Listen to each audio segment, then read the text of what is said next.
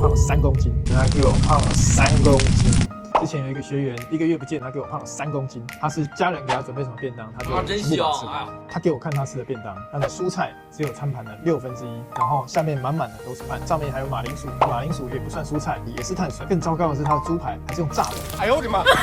这个便当应该超过900大卡，一般人的基础代谢大概就是1800，3餐都吃这个900大卡，9乘以3就是2700大卡，每餐都这样吃，你当然不用想减肥了。追踪许医师，一夜好眠不打呼。